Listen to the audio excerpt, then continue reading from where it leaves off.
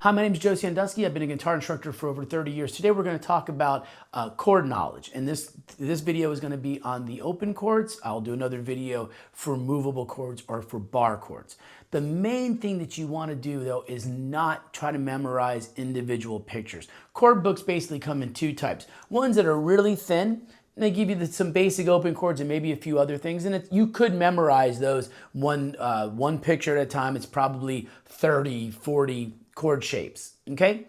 And then the other ones are the chord dictionaries are like that thick, right? And they put, again, every chord known to man in there, but there's no technique, there's no method to it, so there's no way you're gonna be able to memorize, thousands, literally thousands of individual pictures. You have to understand how chords are created and then how to manipulate them to get other qualities of chords so that you're just learning variations and not entirely new pictures all over again, okay?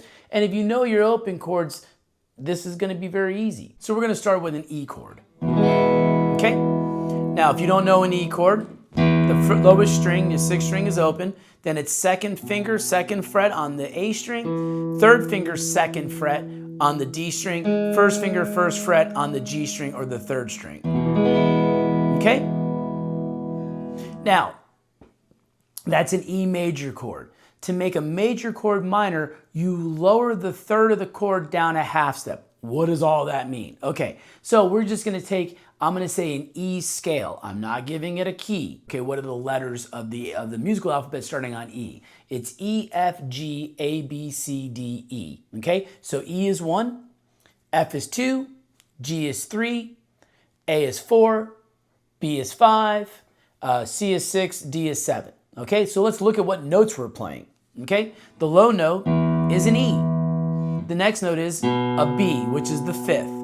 Another E, which is the root. G sharp, I said some kind of a G, right? So that G sharp is the third. B, again, fifth. And then E again, root. So you're playing root, fifth, root, third, fifth, root. And it would be a really good idea for you to memorize that analyzation of the chord so you know what notes you're playing, okay?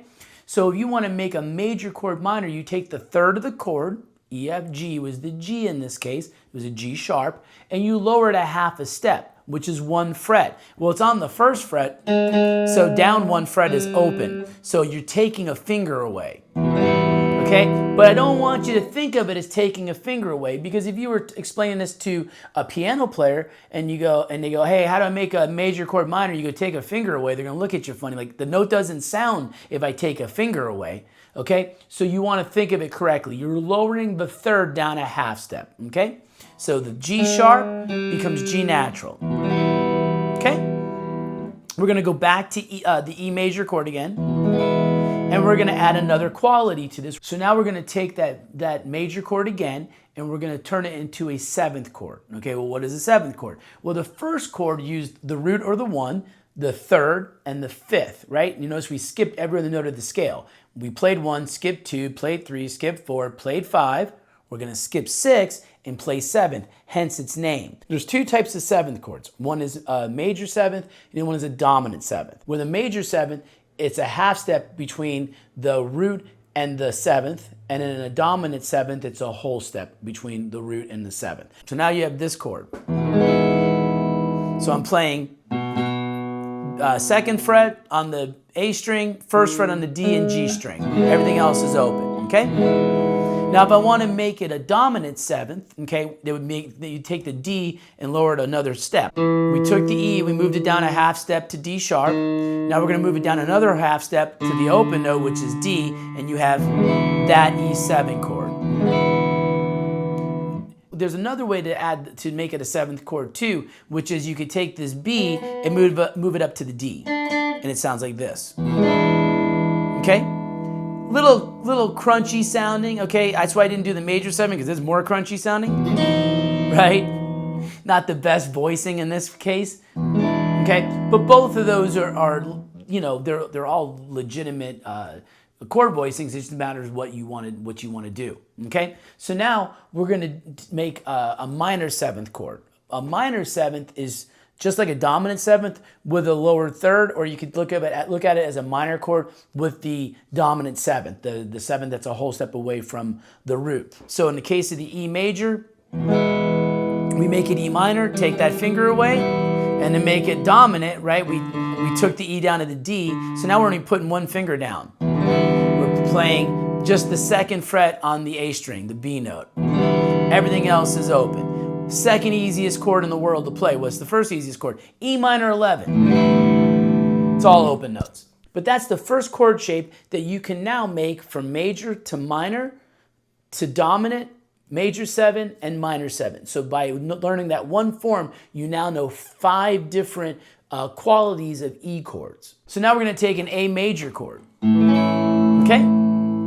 If you don't know an A major chord, it's open A. You don't play the low E string.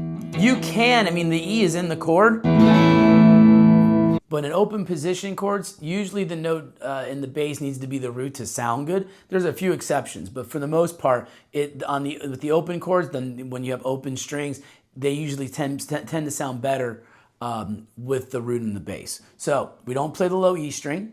We play the A, then we have our second finger on the second fret of the D string, our third finger on the second fret of the G string, and our pinky on the second fret of the B string. So all 3 notes are on the second string. That might be tough for you to grab, and if you are doing this because you're trying to not move your hand, just move your hand. You want to get those fingers as close as you can to the fret so it sounds the best. As soon as you get away from the fret, you start getting noise, right? So get as close as you can. Now, if you remember from the E, we're going to make the major chord minor. Let's think about what the notes are first, right? A is 1, B is 2, C is 3, D is 4, E is 5, F is 6, G is 7, and then A again, okay? So we're playing the 1, the 3, and the 5, the A, the C, and the E. And we'll see if any of those notes are sharp or flat when we're putting them on the guitar. So the lowest note we're playing is an A. The next note is an E, then another A, then C sharp. So this third is a sharp, and then another E. Okay? So to make a major chord minor, we take the third of the chord, the C, in this case C sharp, and take it down a half step, 1 fret to C natural. So from second fret to first fret. Now we have an A minor chord. Now we're going to go back to A major. We're going to make it a major 7, okay? We're going to take that A. Again, a piano player can add a note. We don't really have a place to add a note. We actually do, but you'll hear why we're not going to do it that way. It's theoretically correct, but it doesn't sound that good. But we really can't add a note except on the 6th string, so we're going to take one of these notes and make it a G sharp. So we're going to take this A, move it down a half step to G sharp, and we'll have A major 7. If we take that down another fret to open, we'll have A7, okay? So A major 7,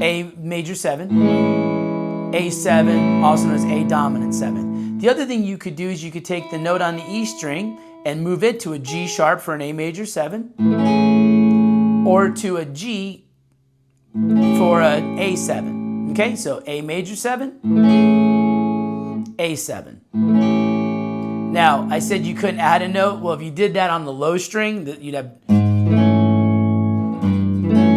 which is cool sounding. You're just not going to usually strum that, right? That's going to be for that kind of a sound, right?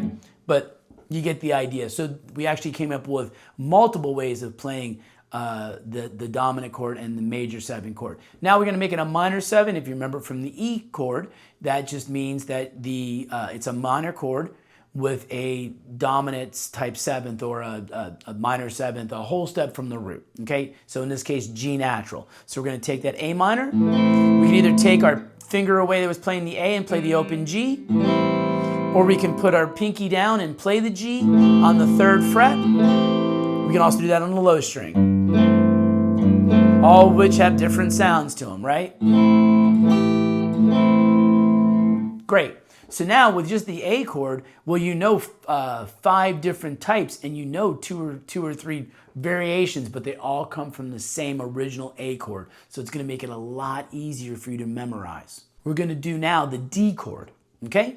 So we're going to take that D chord. And again, we're only playing the top 4 strings on a D chord. We're not playing the low E or the low A. The A is in the chord, but like I said with the A chord, notes other than the bass don't tend to sound good when you're playing open chords, okay? So you got a D chord, okay? Let's think about our scale. We have a D, E, F, G, A, B, C, D. So D is 1, E is 2, F is 3, G is 4, A is 5. Okay, so we're playing a D, an F, and an A. Let's see what exactly if we're playing any sharps or flat notes. So we're playing an open D, an A, another D, and then F sharp. So the third is a sharp note. So now we're going to take that third note, the third of the chord, F sharp, bring it down to an F, we'll have a D minor chord. Okay, go back to D major. We're going to take that D that we have here that we're fingering, and we're going to lower it down to the 7th, which is a C sharp. Now you can just do a bar across. And if you want to do a 7th chord, you take that note down one more time. Okay, so if you look at D and D7, right, you're only changing one note, but you got to refinger the whole thing, right? On a D, you got your first finger on the A, third finger on the D, second finger on the F sharp. When you go, all you're changing is the D to the C, but because of that, you've got to put your second finger on the A, or on the, right? Your first finger on the C, and then your third finger goes to that F sharp. Okay? Again, I want you thinking musically and not guitaristically. If a piano player asks you how to make a D into a D7, you don't say you play an upside down D. I've heard people say that. Okay? I get it. That D looks like an upside down triangle. A D7 looks like a triangle. I get it. But it's not a musical way of thinking, okay? So D, D7. And if you want to make a minor 7, right, you can take that dominant chord and lower the 3rd. Or you can take a minor chord and say, I'm going to add the 7th, which is C. Now you've got your 5 qualities of chords on D. Okay? You can also put those 7ths in the basses, but again, not the best sounding. That's the C here and the C sharp there. Just to know that they're there.